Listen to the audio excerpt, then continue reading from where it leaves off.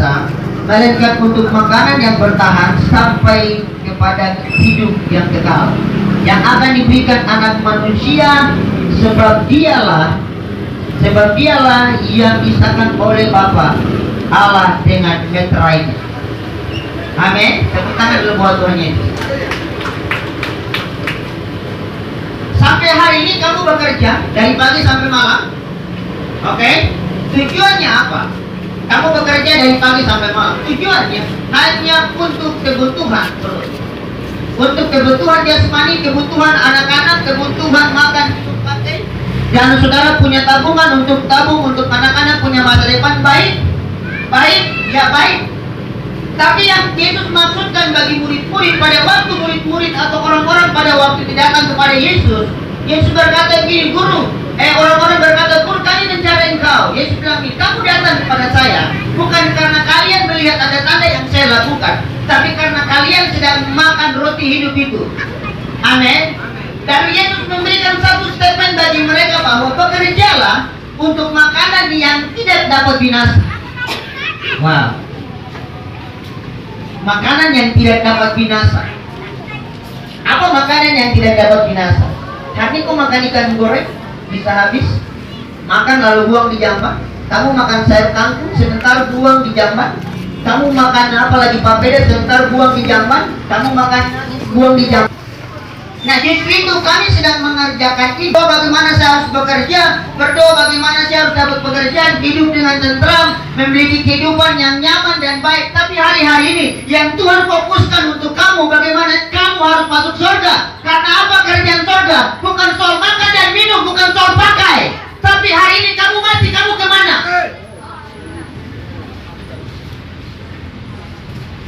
Pertanyaannya, kamu mati kemana? Kamu lihat ayat yang berikut, kita lihat sama-sama. Ayat yang berikut lagi berkata begini. Lalu mereka berkata kepadanya, apakah harus yang kami perbuat supaya kami mengerjakan pekerjaan di kehendaki Allah? Mereka tanya lagi. Amin. Jawab Yesus kepada mereka, inilah pekerjaan di kehendaki Allah, yaitu hendaklah kamu percaya kepada Dia yang telah diutus Allah. Amin. Berapa banyak orang yang hari ini percaya Yesus hanya di bibir? Berapa banyak orang yang hari ini percaya Yesus hanya sekedar rutinitas? Berapa banyak orang yang percaya Yesus cuma karena organisasi gereja? Berapa banyak orang yang percaya Yesus cuma karena keturunan Bapak Kristen, Mama Kristen, Bapak Pendeta? Berapa banyak orang yang percaya Yesus karena keturunan, bukan karena memang benar-benar dia hidup di dalam Kristus? Amin. Kamu lihat ini baik-baik, apa yang orang-orang katakan di situ? Ayat yang 29, Yesus berkata begini, jawab Yesus kepada mereka, inilah pekerjaan di kehendaki Allah, yaitu hendaklah kamu percaya kepada Dia yang telah diutus Allah. Karena orang-orang pada zaman itu, orang-orang lagi berargumen dengan perjalanan Yesus Kristus. Banyak pertanyaan-pertanyaan dalam hidup mereka. Apakah Dia ini Mesias atau bukan? Apakah Dia ini salah satu raja yang dinanti-nantikan oleh bangsa Israel? Semua pertanyaan-pertanyaan itu keluar. Justru itu ketika Yesus datang di tengah-tengah dunia, lalu orang-orang Farisi, orang-orang Saduki semua mencobai Dia dengan semua perkataan-perkataan untuk mengejek, untuk mencobai melemparkan perkataan-perkataan yang hanya untuk bukan karena mereka mau diberikan Tuhan. Kamu lihat hari-hari ini, kamu berjalan di tengah-tengah dunia dengan bukan karena kamu percaya dengan sungguh-sungguh, bukan karena hari ini kamu betul-betul membawa hidup kamu kepada Tuhan dengan sungguh-sungguh, tapi kamu hanya sekedar apa? Hanya sekedar melihat dengan mata yang tertutup. Kamu melihat dengan mata yang tertutup. Hidup kekristenan yang hari ini cuma karena rutinitas. Kamu hari ini ibadah, tapi kamu tidak mengalami Tuhan dengan penuh. Benar? Saya bertobat di penjara. Sepupu bapak almarhum majelis 5 periode, tapi anak tukang mabuk. Apakah itu hidup dalam Kristus? Hari ini kau potong pusat dengan parang tabel juga. Alkitab lahir dengan Alkitabkah? Kau telan Alkitabkah? Kau mau potong dengan apakah? Terserahlah. Tapi saya mau kasih tahu, kalau kau tidak percaya Yesus sungguh-sungguh dalam hidupnya, maka kau hari ini sedang ada dalam jalur yang salah. Amin. Kamu sedang ada di dalam jalur yang salah. Nah, kita lihat sama-sama lagi. Ayat 30 berkata begini, maka kata mereka kepadanya, tanda apakah yang engkau perbuat supaya dapat kami melihat dan percaya kepadamu? Pekerjaan apakah yang engkau lakukan? Nenek moyang kami telah makan mana di padang gurun, seperti ada tertulis, mereka diberinya makan roti dari surga. Kamu lihat ini, pemahaman mereka keliru dengan maksud Tuhan. Karena pada waktu yang Yesus berkata bukan roti yang kita makan seperti begini. Nah, mereka berpikir secara logika, pada waktu mana roti yang jatuh dari surga untuk nenek moyang bangsa Israel pada waktu itu, mereka merasa bahwa itu roti yang dulu yang Tuhan kasih jatuh dari surga. Ya memang benar. Tapi yang Yesus maksudkan bukan roti yang kita makan di hari ini. Tapi kita baca selanjutnya lagi. Saudara lihat sama-sama.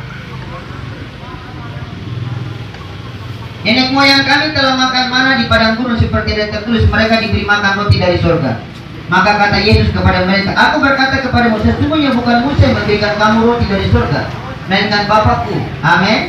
Yang memberikan kamu roti yang benar dari surga. Karena roti yang dari Allah ialah roti yang turun dari surga, dan yang memberi hidup kepada dunia.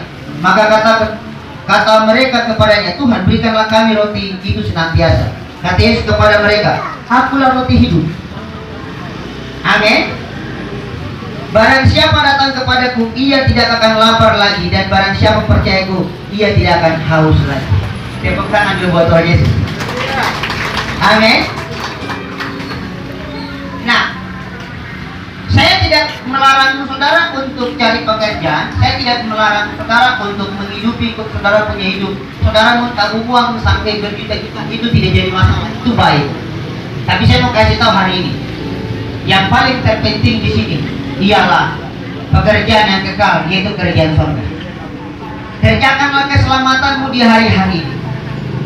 Ingat, kerjakan keselamatanmu di hari-hari ini. Saya mau kasih tahu untuk kompleks ini. Kita hari-hari ini berdoa untuk bagaimana tempat lokalisasi tutup. Kita berdoa bagaimana supaya minuman keras itu berhenti. Kita lagi berdoa berjuang itu. Kenapa? Itu yang diinginkan Tuhan. Itu yang diinginkan Tuhan. Kenapa? Ketika kamu tidak memiliki makanan yang kekal yang Tuhan sedang sediakan, maka kamu ada dalam posisi di mana siap-siap untuk masuk neraka. Oke? Neraka dan surga itu kekal. Saya mau kasih tahu, neraka dan surga itu kekal. Tadi pagi kami khotbah di pasar Jembatan Puri. Tuhan sampaikan bagi mereka begini. Yang saya bagi di Jembatan Puri yaitu tentang jalan keselamatan dan hidup. Saya tidak bawa agama. Saya tidak peduli kok agama manakah, pakai kok. Yang penting saya bicara tentang Injil yang murni, itu saja. Saya bilang begini, kalau kamu pergi ke Jakarta, kamu naik pesawat Garuda atau pesawat apa saja, kamu beli tiket. Waktu kamu naik pesawat, kamu tidak mungkin lagi datang ke pilot depan baru bertanya di pilot, Bapak pilot ini turun di mana? Nanti Bapak pilot bilang gini, kok stres kan? Kok naik pesawat ini kok beli tiket yang pas kan, tidak benar kok tanya-tanya. Oke? Begini saudara, ada banyak orang di hari-hari ini, mereka sudah berjalan dalam kekristenan sepanjang hidup mereka, tapi mereka masih ragu-ragu untuk masuk surga. Coba kamu tanya di sekeliling orang yang jalan di kelilingmu, kamu tanya begini, kalau mati nanti masuk surga ke tidak? Mungkin yang masih muda bilang, aduh, saya terlalu rajin ibadah, jadi malam minggu jalan sembarang-sembarang, saya mungkin belum tentu masuk surga.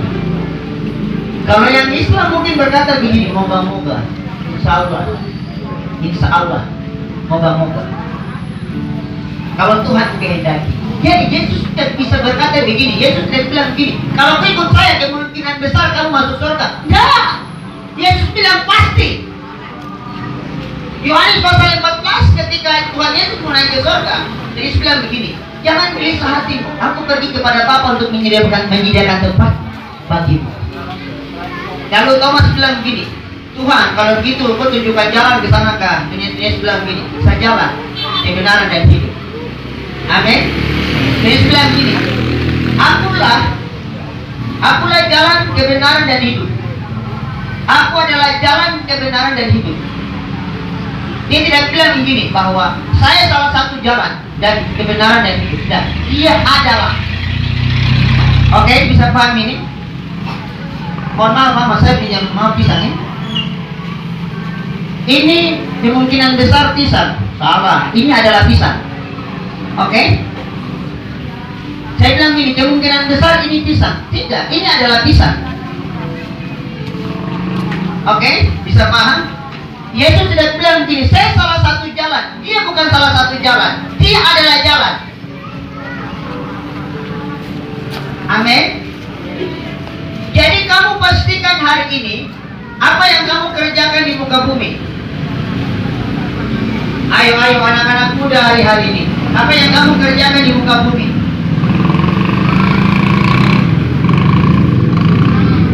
Matius pasal 6 ayat 33 berkata begini.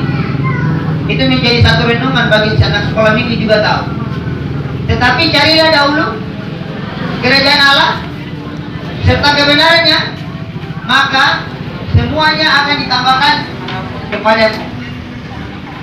Saya mau tanya begini, satu contoh ilustrasi. Satu hamba Tuhan berkata begini, jangan kamu cari uang, tapi kamu cari sumber yang punya uang. Oke? Jangan kamu cari kekayaan, tapi kamu cari yang punya sumber kekayaan. Jangan kamu cari pekerjaan, tapi kamu cari sumber yang punya pekerjaan. Orang cari uang, sementara uang kecewakan dia. Dia setelah percaya Tuhan, karena ujung-ujungnya uang. Dia tidak melalui jalur. Kau cari Yesus dulu baru kau bisa dapat uang.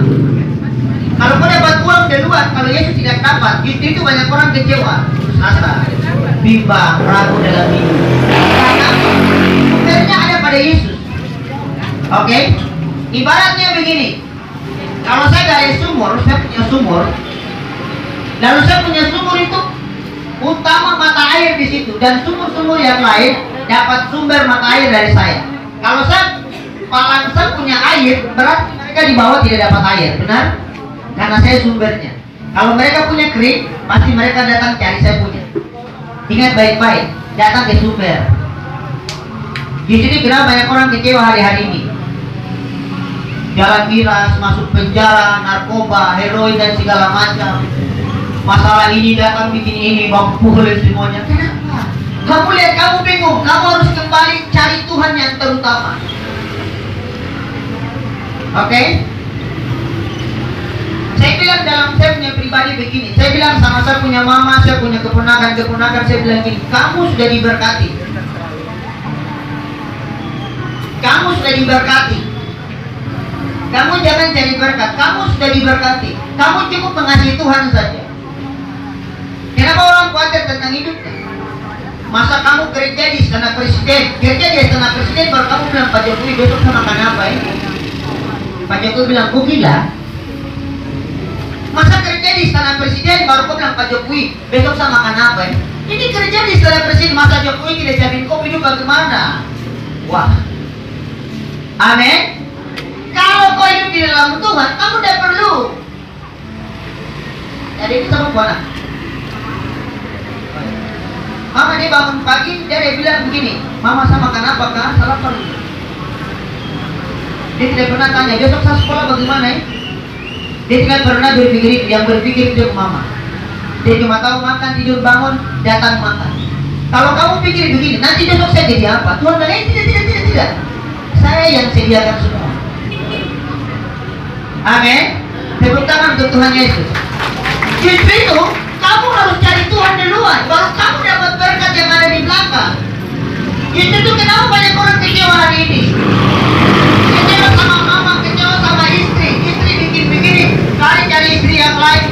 Kamu belum bertobat, karena kamu belum mengasihi Tuhan. Karena pusatmu bukan kepada orang lain, pusatmu kepada Tuhan. Kasih kecewa kamu mereka, tapi pusatmu dengan Tuhan itu lebih baik. Karena pusatmu kepada manusia. Amin. Di Itu jangan terbalik. Jangan terbalik. Jangan cari yang tambahan dulu, baru surga. Kamu cari surga dulu, baru tambahan. Amin. Jadi orang-orang muda, mama-mama yang terkasih di tempat ini, sebelum saya kasih kembali untuk yang adik lagi untuk share, saya mau kasih tahu untuk pesan Tuhan. Karena yang pertama kami harus khotbahkan tentang pertobatan. Kamu harus bertobat. Kalau kamu tidak bertobat, kamu mati sia-sia. Itu yang pertama. Saya langsung to the point saja, langsung di limit. Kalau kamu tidak bertobat hari-hari ini, kamu mati binasa. Saya mau kasih tahu untuk kamu di hari ini, yang masih mabuk, yang masih pukul istri, yang masih hari ini ibadah keluar gereja masih tetap merokok minum mabuk. Saya mau kasih tahu hari ini kamu harus cepat bertobat. Kamu harus kembali cepat bertobat. Ini bukan bercanda. Kita lihat di Keluaran pasal 28 dulu. Mengalir saja ya.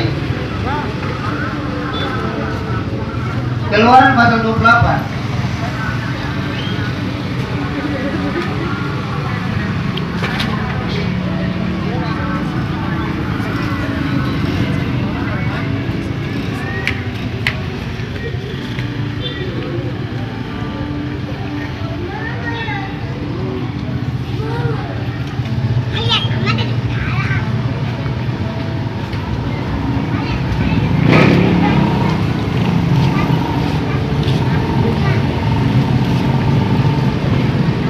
Sorry, saya lihat di situ ya.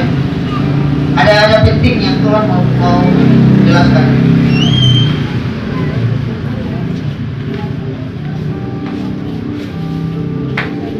Ulangan 28, Ulangan pasal 28. Ulangan pasal 28. Nah, kamu harus bertobat. Kalau kamu tidak bertobat, kamu akan mati sia-sia. Ingat ini baik-baik.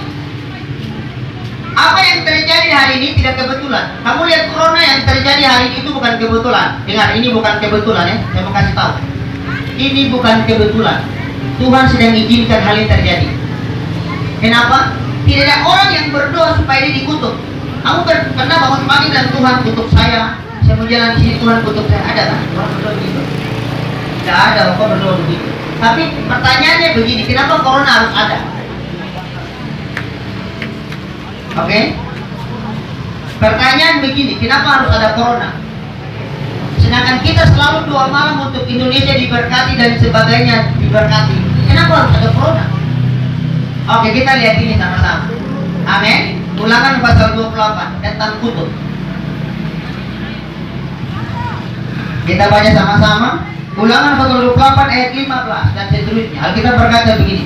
Tetapi jika engkau tidak mendengarkan suara Tuhan Allahmu dan tidak melakukan dengan setia segala perintah dan ketetapannya yang kusampaikan kepadamu pada hari ini, maka segala kutuk ini akan datang kepadamu mencapai engkau.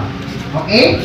Terkutuklah engkau di kota dan terkutuklah engkau di ladang, terkutuklah bakulmu dan tempat adonanmu, terkutuklah buah kandunganmu, hasil bumimu, anak lembu sapimu dan kandungan kambing dombamu. Terkutuklah engkau pada waktu masuk dan terkutuklah engkau pada waktu keluar. Tuhan akan mendatangkan kutuk huru hara dan pengajaran ke antaramu dalam segala usaha yang kau kerjakan sampai kau punah dan binasa dengan segera, karena jahat perbuatanmu sebab engkau telah meninggalkan Tuhan.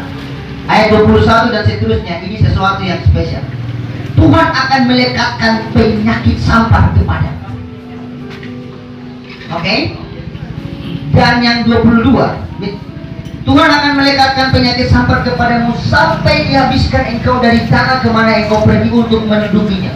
Tuhan akan menghajar engkau dengan batu kering, demam, sakit radang, kekeringan hama, dan penyakit gadung. Semuanya itu akan memburu engkau sampai engkau binasa. Juga langit di atas kepalamu akan menjadi tembaga dan tanah yang ada di bawah bumi menjadi besi. Tuhan akan menurunkan hujan abu dan debu ke atas negerimu. Dari langit akan turun semuanya itu ke atasmu sampai bumi. Kamu lihat hari ini, kamu rajin ibadah tapi kamu tidak dengarkan suara Tuhan. Lalu kamu berdoa untuk kamu diberkati tapi kutuk yang turun. Kenapa corona harus turun? Kamu tahu daerah prostitusi yang paling besar di Asia Tenggara itu di Indonesia, di Jakarta. Itu prostitusi online. Lalu kamu berkata begini, Indonesia diberkati, Indonesia diberkati, Indonesia diberkati. No, kutuk yang turun. Justru itu kenapa Anies Baswedan lagi bingung. Dia mau kubur orang-orang di Jakarta karena sudah habis. Kamu main-main dengan Tuhan. Tidak bisa main-main dengan Tuhan. Kamu harus kembali bertobat. Indonesia harus kembali bertobat. Kenapa kamu mengalami kutuk di hari ini? Kenapa kamu punya keluarga, istri cerai dan sebagainya? Kamu rajin ibadah tapi kamu masih tetap berkelahi dengan suami istrimu. Anak-anakmu cerai, kawin di luar nikah, hamil di luar nikah. Apa? Itu kutuk. Kamu tidak mendengarkan suara Tuhan dengan baik. Kamu tidak melakukan perintah Tuhan dengan baik. Kamu kira corona ini bercanda. Tahun 2021 catat apa yang saya ngomong lebih parah daripada hari ini. Di situ Anies sedang Gubernur di DKI Jakarta sedang melakukan peraturan baru yaitu PSBB. Pembatasan sosialisasi berskala besar, PSBB. Jadi akan lockdown yang besar-besaran. Cumanya saya takut begini, kalau orang aktivitas akan kena mati. Terus kalau tutup lagi, orang yang perusahaan tutup, yang tidak kerja, kesian. Mati bukan karena corona, tapi kelaparan. Oke? Serba salah. Yang intinya kita harus bertobat.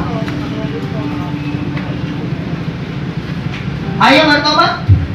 Masih mau lagi mabuk dan bikin lakukan kejahatan, silakan, itu hak saudara. Tapi saya mau kasih tahu, tuh mati nanti sia-sia. Silakan, itu hak bebas saudara.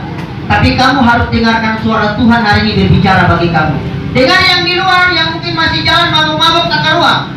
Saya mau kasih tahu hari ini, kalau kamu tidak bertobat sungguh-sungguh, dengar baik-baik, corona aja pakai mata. Kemarin satu artis Maluku yang paling terkenal, Jopi Lato, yang jago-jago sekarang sudah corona babat habis. Oke? Saya mau kasih tahu untuk kamu di hari ini, Tuhan akan mendatangkan kutuk atasmu. Itu bukan karena Tuhan benci, karena ulah perbuatan. Amin. Karena ulah perbuatanmu. Biasa orang bilang begini, hukum karma. Tapi kalau Alkitab bilang hukum tabur Tuhan. Apa yang kau tabur itu yang kau tuai. Dunia punya hukum, Tuhan juga punya hukum. Kau pengen tulis saja masuk penjara berapa tahun. Masa Tuhan tidak punya hukum? Santai-santai saja, kalau dia bermain itu pelan. Amin, sama muher. Haleluya. Kalau Tuhan yang main sama muher, justru itu kamu harus bertobat. Kalau kamu tidak bertobat, kamu mati sia-sia hari-hari ini. Karena di Papua zona hitam, menurut kesehatan mereka berkata. Tapi kita tidak tahu, orang belum mati untuk yang nyata begitu, yang kita lihat. Tapi coba kita hari-hari ini introspeksi diri dan bergumul dalam hidup kita. Saya datang di sini tidak menghakimi saudara, saya tidak menghakimi saudara. Tapi saya pesankan pesan Tuhan untuk kita. Tahun 2021 dan seterusnya kita akan mengalami masa sukar yang cukup panjang. Kamu lihat sampai di saat ini belum ada anak-anak yang sekolah dengan baik. Saya bilang saya punya keponakan. Kayaknya kamu setelah sekolah lagi berhenti dari hari ini. Kalau bisa cukup hari ini, kedatangan Tuhan sudah semakin singkat. Kita akan hidup nanti pada waktu ke depan. Kita akan hidup dengan satu sistem, yaitu pakai apa? Microchip. Ini arah-arahnya ke sana. Wahyu pasal 13. Baca di situ, nanti pulang ke rumah baru baca. Kita akan menuju ke situ. Nanti dunia akan mereka buat sampai manusia keliru dan bingung. Indonesia harus ikuti program dari luar negeri. Oke, mau dan tidak mau kita akan masuk dalam masa transisi itu. Saya tidak tahu tahun 2022 kan, 2023 kan, tapi nubuatan di tahun 2021 sampai 2023 itu ada sesuatu yang terjadi, masa transisi yang cukup panjang. Oke, hari ini orang belum percaya, tapi saya berdoa itu percaya. Saya berdoa supaya hal itu terjadi. Saya janji sama Tuhan, saya berdoa supaya saya dapat mobil satu. Ini bukan kekayaan saya berdoa. Saya pasang toa di bawah barang enam. Saya pasang toa di bawah barang enam. Kalau corona subabat sampai habis, orang tarik keluar rumah, saya bawa di jalan. Apa? Siapa melawan siapa? Janji Tuhan itu ya dan amin. Saya berdoa tadi sama pakai mobil sembilan Tuhan, sama mobil satu kar. Bukan saya minta kekayaan, tapi kebutuhan. Benar bisa tertipu nih. Kalau tahun 2021 itu terjadi lebih parah lagi. Saya mau kasih tahu, kamu berdoa sungguh-sungguh. Cari Tuhan cepat. Ini bukan bercanda. Amin. Haleluya. Ke rumah tanya Tuhan, Tuhan apa yang saya lakukan? Apa yang Tuhan mau hari-hari bagi saya? 2021 sampai 2024 kita lihat apa yang terjadi di sana. Oke? Tuhan Yesus memberkati dan saya berikan lagi untuk